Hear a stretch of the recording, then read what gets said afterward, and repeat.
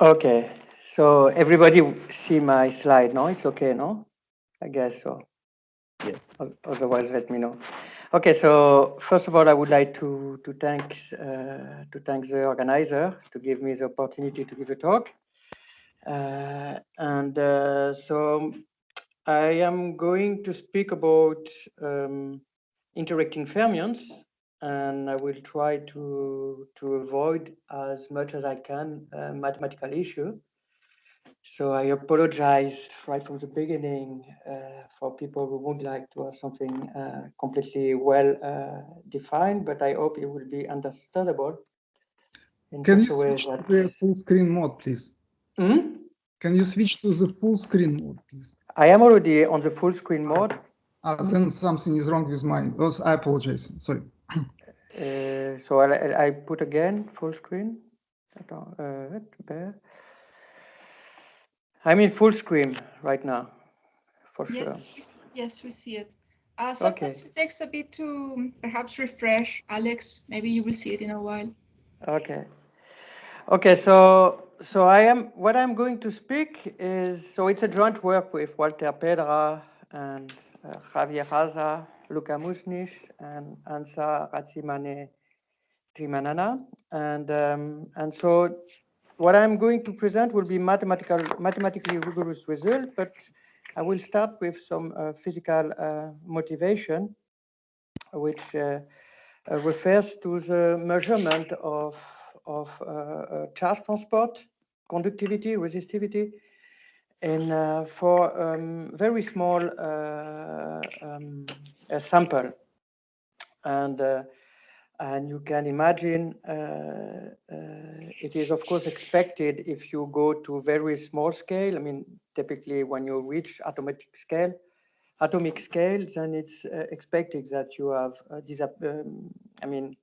that the classical description of charge transport breaks down, and then you have a quantum effect appearing, making the physics rather different. And in this, and the question, the issue was to, or is to find where this change appears, where, at which point the classical description breaks down. And so they were first, I don't know if it's really the first, but at least in 2006, they were able to verify on a nanowire of a certain semiconductors that the classical description, and also even if you use bulk quantity to evaluate the resistivity, they were able to find exactly a good agreement with the classical theory when they went up to 200 nanometers, which is already a very small scale. And for instance, they measure resistivity, which was 23 ohm per nanometers. And if you take the bulk properties and you find 24, so it's very close to what you find already in the bulk of this material. And so, and already at 200 nanometers. And there were a surprise, which was in 2012. It was, for example, they were able to, so another semiconductors, it was a doped silicium, and they arrived to see the same kind of properties, but down to 10 nanometers, and at very low temperatures in 4 Kelvin. And 10 nanometers is, if you think about, I don't know, a lattice spacing of 3, 4, 5 Armstrong, let's say 3 or 4.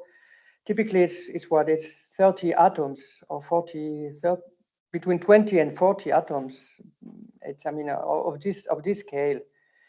So we are not only with 1 or 2 atoms, but it's still a small number of atoms, and even in this scale up to 10 nanometers, then they see a classical behavior, and so they don't see any quantum effect.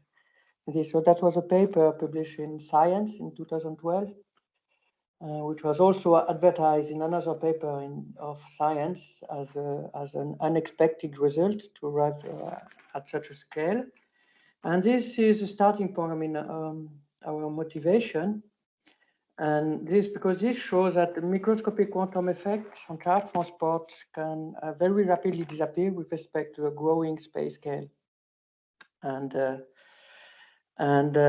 so our aim, I mean, what I would like to explain or to present or to introduce is our aim of this talk is to see to prove this fact by using a large deviation principle for the probability of finding microscopic current that differ from the macroscopic one. So to see how fast a quantum description converges to the classical one.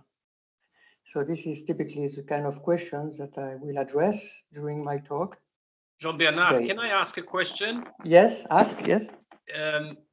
So in this Weber experiment that you have there on yes. pipes on an atomic scale, do people know whether there are strong effect of interactions, and do people know whether the material is really periodic and I mean it's not a disorder effect? I mean, it must have a disordered effect because there is a phosphor. I mean, there is a doping with phosphor atoms, so which makes I mean, which will certainly perturb the lattice, the silicium lattice. But then about interaction, I don't know if they know if there is interaction effect or not. I don't know. So, but maybe there is more recent experiment, but this I'm not aware of. Okay. I'm not aware of.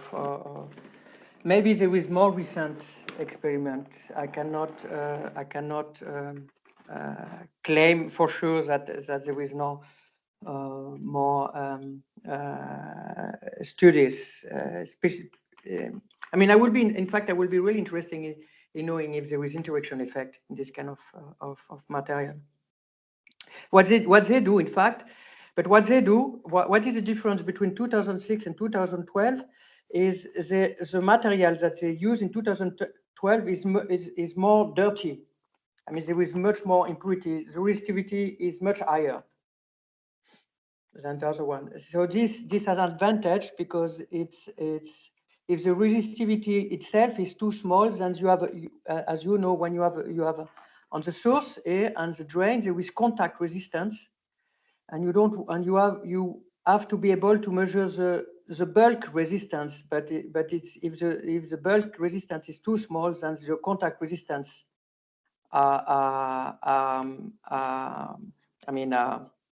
non-negligible, or maybe dominant, and then it is not. I mean, the resistivity inside is not really so much important anymore if you look at the first. But okay, so what you just said, it hints at the fact that likely it's linked to disorder.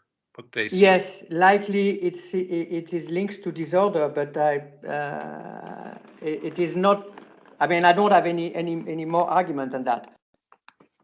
So likely it is meant to disorder. And okay, so that was the experiment. Oops, yeah, okay. And so what we did in the past year. So I'm only speaking. I don't claim to make an overview about linear response theory. I mean, as you know, there is a lot of results before. I just focus on some results that we get and also focusing only for interacting fermion lattice. So in the past years, for very general interacting lattice fermion, we show the following, namely that if you put on a finite region lambda, you see my mouse, I guess, no? I guess you see my mouse. Okay, so if you have a certain box lambda and you take an electric field in that box, you measure what is you analyze what is the current response, and of course there is the current response which is this I of lambda. It is given by a linear term and then something which is quadratic and so on. And this linear term this sigma lambda is the conductivity. So this is the current density. So you compute the current in each lattice side, from x to x plus 1, so to say, if you want to be more explicit, and you divide by the you sum it and you divide by the size of your box, and you have a current density, an average current. And this is given as, I mean, this is typically Ohm's law. I mean, this is a convolution of the conductivity with the electric field, and then you have a term of eta square.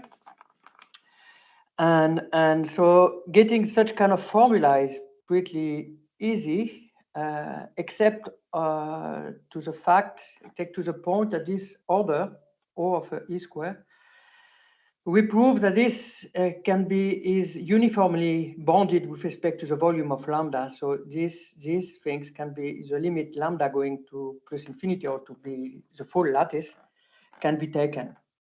And this is not exploding, this O of E square, and stay an O of E square, independently of lambda of the external field.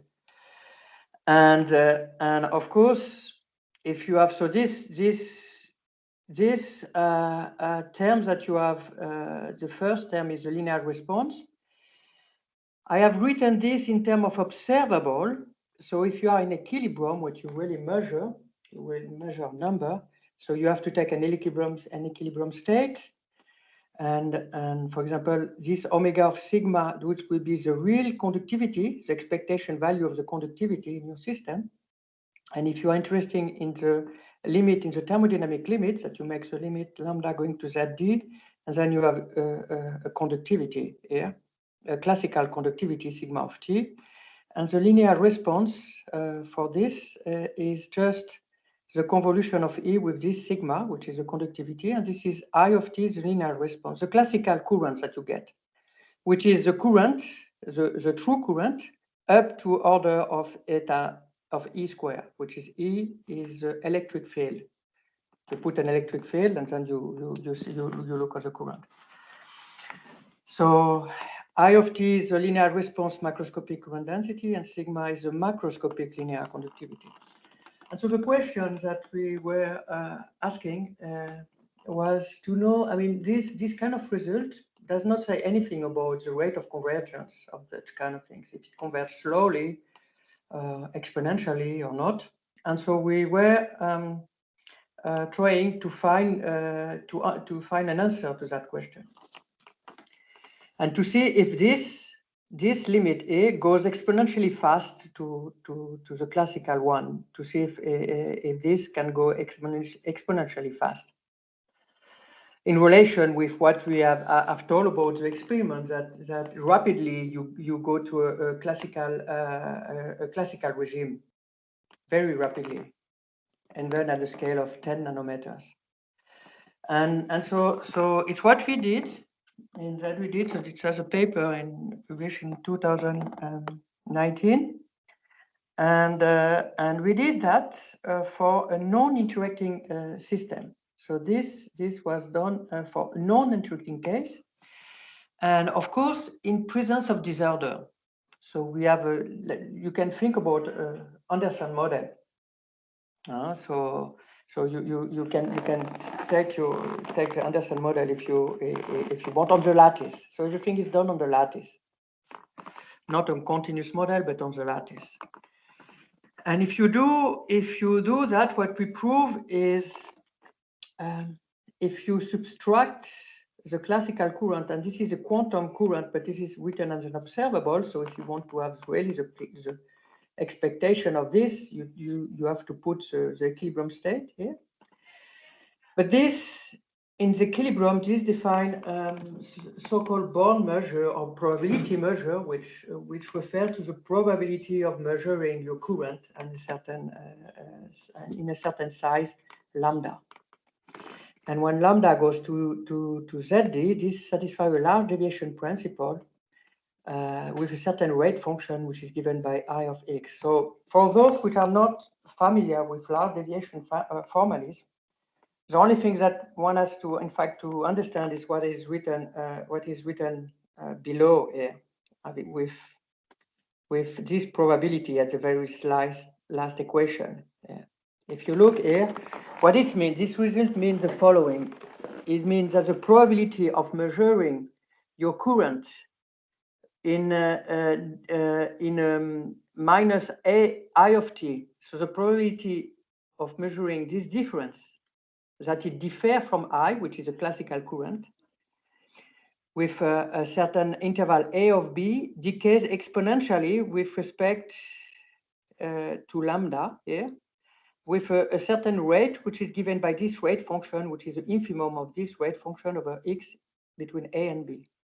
Is x is equal to 0, it corresponds that you measure exactly the classical conductivity, and x is equal to 0, I of x is equal to 0.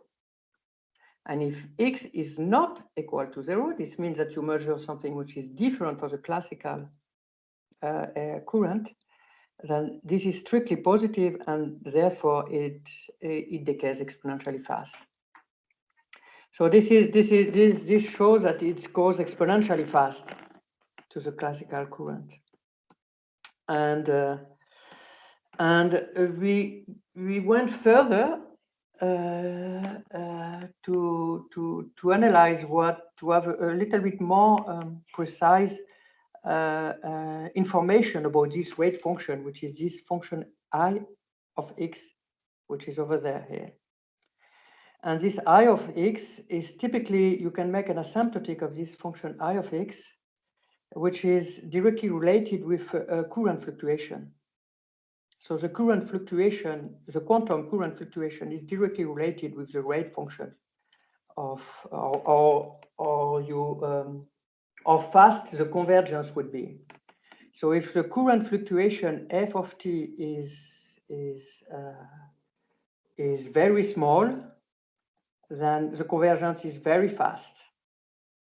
And if f is the quantum current fluctuation is very large, then the rate function is smaller. So there is a relation between the speed of convergence, the exponential speed of convergence, and the current fluctuation of this. So this was another result, but this is everything is done in a non-interacting case and in presence of disorder.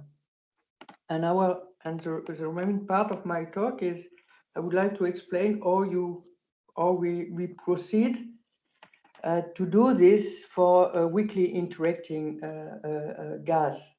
So when you add some interaction on the system, so no non-quasi-free anymore. Just one remark.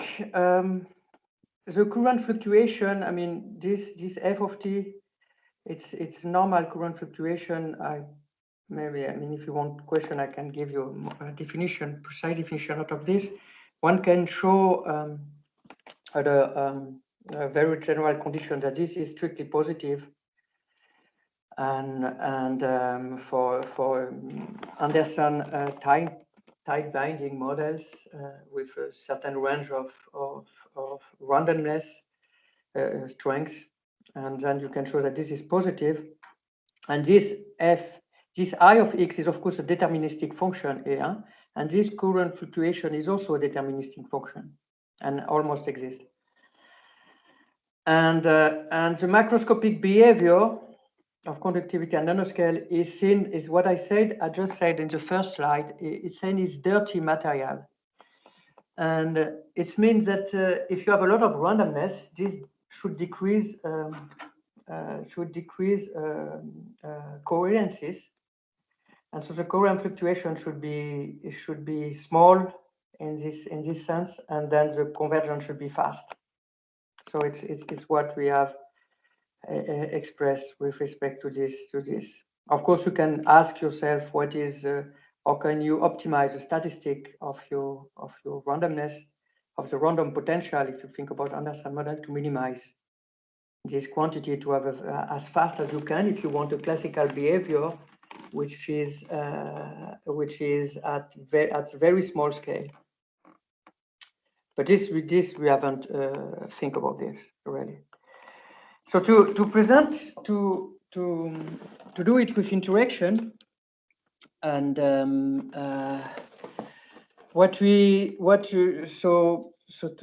explain what we did. So we start, I mean, what we did, I mean, also for the non-interacting and the interacting cases, in both cases, we use, of course, we start with from a CI algebra of lattice fermions. So the starting part of all of our study is a C star algebra generated by creation annihilation operators satisfying the canonical anti-commutation relation, as everybody knows. And this is a model on the lattice ZD with certain spin set. And our starting point also for non-interacting, this would be also the same as here. So what one do in this case, we start at equilibrium. So at equilibrium, of course, it is meant to be related to Gibbs state. So the Gibbs state is, if you take a certain Hamiltonian H, a self-adjoint element of the CI algebra, a certain beta, which is, of course, the inverse temperatures, then you have a Gibbs state, which is, as I guess everybody knows, is a trace of exponential minus beta h, A over the trace exponential minus beta h. So that's a normal, I mean, a very standard definition. And if you want to understand, the large deviation principle I have presented before, what you need to understand is a function. It's a generating function. You need to understand a function of this type here. So what do? You use the Gartner-Ellis theorem, which tells you that if you know how to control a function of this type here, of this f function f of a of s, with respect to a parameter s, then you can make the link with the rate function I, and you can show a large deviation principle. So everything depends on how you are able to treat and to understand existence of such kind of function, typically in thermodynamic limit. For the moment, there is no thermodynamic limit, and also differentiability of such kind of function. So for example, the generating function here for now simple h and a is typically this function that you have. So you see that there is a trace exponential minus beta h, and then there is another exponential s of a. And h is, as I say, the Hamiltonian of the system, and beta is the inverse temperature of the Fermion system. The second term, ln of trace, is well known as up to a constant. It's typically the pressure of the system. So to treat this kind of system, even for interaction, there is a well-known method. There is well-known method, which is you can use a cluster expansion, tree expansion, etc. So there is method to treat this. And what we did is find a constructive approach to treat element of this kind here, where the exponential minus beta h and exponential s a here. So we develop a constructive approach via a bridge Kennedy tree expansion to treat such kind of quantity. So in which respect large deviation principle, of course, as you all know, it's not, I mean, you don't use a single Hamiltonian, but you use a sequence of Hamiltonian with growing region lambda n of the lattice. So this typically the model that we had in mind is a model which has a quasi-free part. So this is an example of model. So you take a box lambda, you have a certain quasi-free model, I mean a quadratic operator in terms of creation annihilation operators. Here it's a specific one that I've written here, because as you see, it's a gauge invariant, but it does not care. We can handle also non-gauge invariant. So we can have term like that here, A or A star, A star. So this is a free part. And to this free part, what we did is, so this is a free part which is here, so h x of y. Typically h x of y is coming from, for example, the Anderson model. So it will be the scalar product between the canonical orthonormal basis ax, comma h and ay, and ax ay are the canonical orthonormal basis of L2 of ZD, and h could be, for example, your favorite Anderson model. And so this model is this quasi-free model. You add in a certain box lambda, and therefore, and later we do the thermodynamic limit. Then you add a certain interaction, so it could be a two-body interaction, which is for example, a density interaction ny on nx is the particle number operators in lattice side x and ny in the lattice side y, and u x and y is typically, you can think about a function v applied to x minus y, to the difference between x minus y would be a translation invariant, and v would be, it's related to the pair potential. And also we can consider n-body interaction, but to avoid notational complexity, I just keep two-body interaction. And so what we tried to analyze, it was to analyze a model which has a quasi-free part, as we did before with this large deviation principle. But now we want to add a lambda and times a certain interaction part that you have over there. And to do so, and to get the same results that I've presented at the beginning of my talk, we need to control such kind of generating function. So you have omega infinity, which is the equilibrium state for the infinite lattice. So namely, it is the limit of the Gibbs state. So that's why there is a second limit here over lambda tilde. So this is a generating function that I've presented just before. In a certain box lambda tilde, I make lambda tilde going to plus infinity. And this is a lambda, the density of, this is related to the density, energy density, so to say, or a certain density of a certain observable that I would like to measure inside the box lambda. And so this is the function that I need to control with the h lambda is now not only a quasi-free model, but also an interacting one, include interaction. And what we did is we construct this kind of quantity with lambda tilde and lambda as Gaussian-Berezin integral, and we have studied them. And this study, which it would be tedious to, I mean, too long to present right now, leads to a certain kind of results. It leads to, so these functions that you have over there here, you can analyze, for example, is continuity. And you show that it's, this function that you have here is uniformly analytic. So you can make it is smooth. And the m derivative is bounded by a constant by m factorial uniformly with respect to lambda and lambda tilde. Provide two things. Provide S, the parameter S here is small enough, and lambda is also small enough. Lambda is the interaction strength.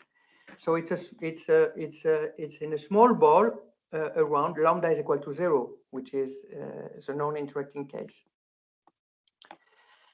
And if the system is translation invariant with periodic boundary condition, this function exists and is analytic, in fact, at small s.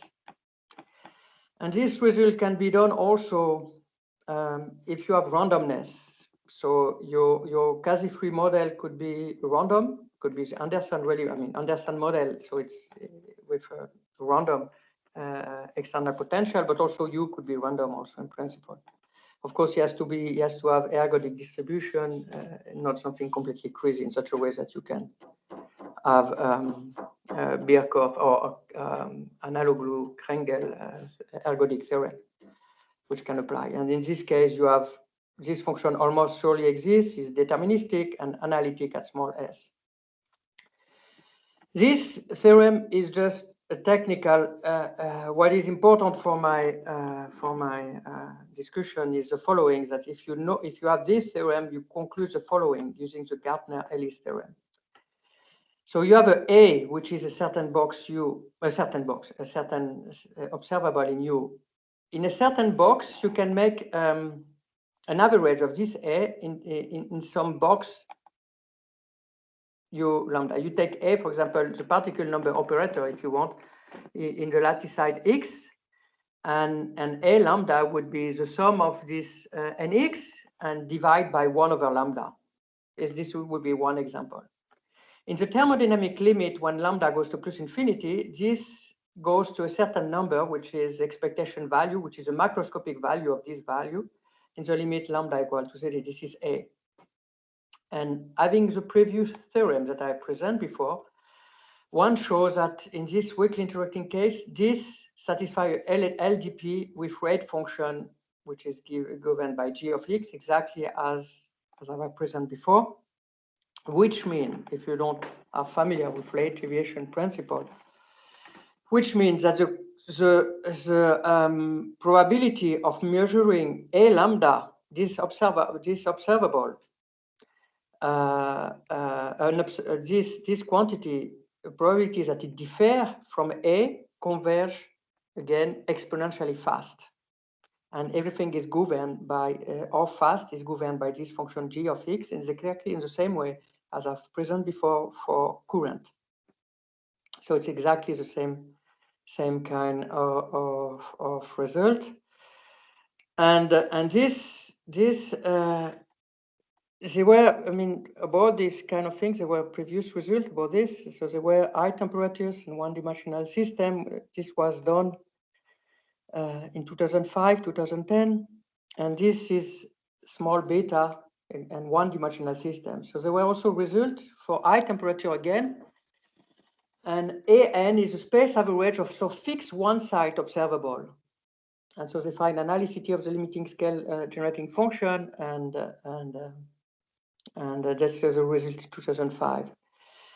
And the more close result to ours is this one with done by Maestro Pietro, Galavotti, Lebovich, which was done at arbitrary temperatures, like us, and dimension, weak interaction like us, but with AN being the space average of the one-side particle density. And then they show the same, typically the same kind of result in this case. In our case, AN is not the space average of the one-side particle density.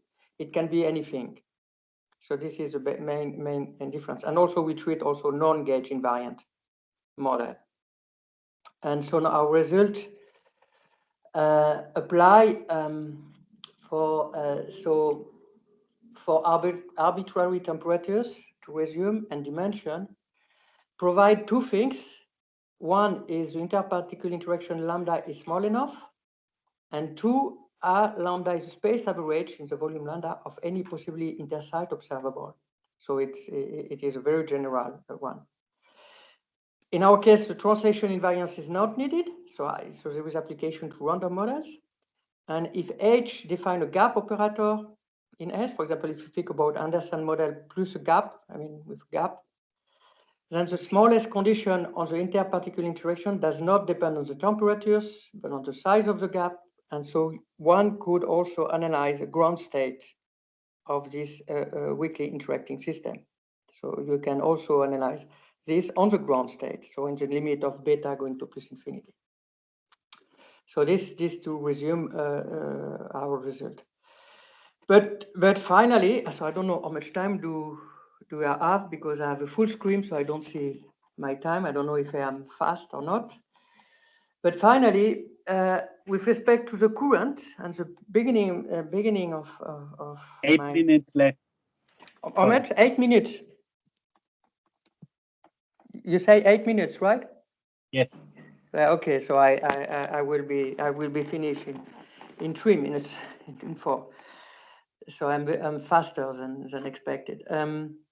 So one has to see that this. So this is done. So I can be a little bit slower. This A lambda is a space average of a certain observable. But the current. But what I present before. What I've presented here, for example, A, this G lambda or this G lambda that you have here, is not the space average of a certain observable. So this does not apply what I have presented you for interacting system.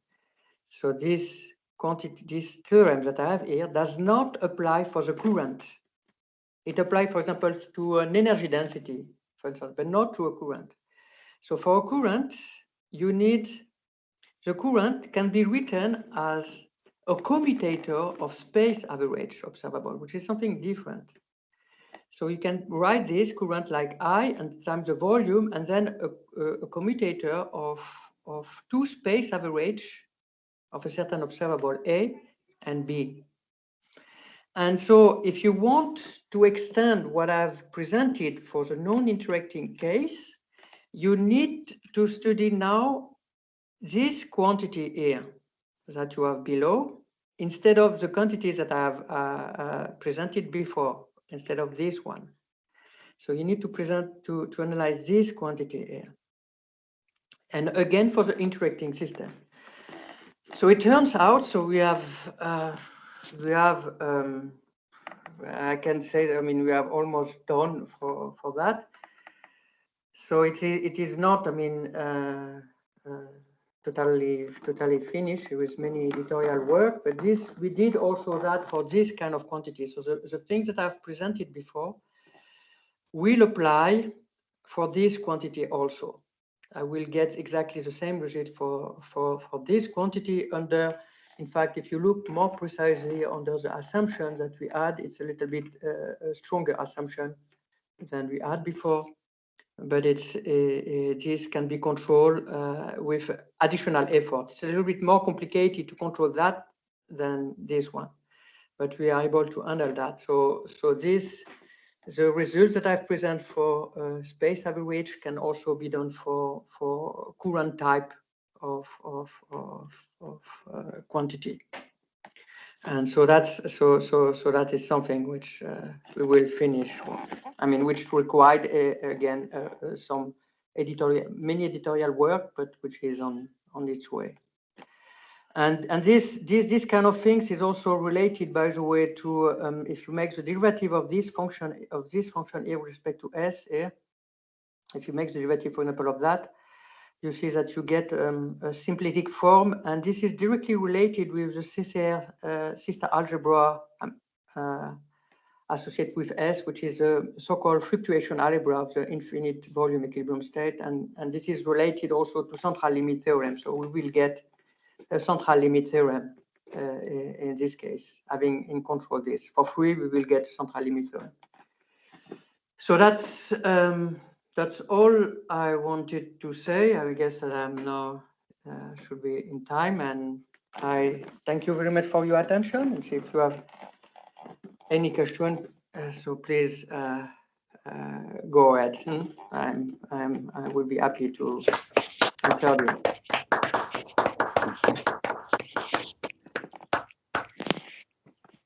Okay, so thank you for the very nice talk and for recovering the time that we have been in excess before. And so I guess, are there any questions?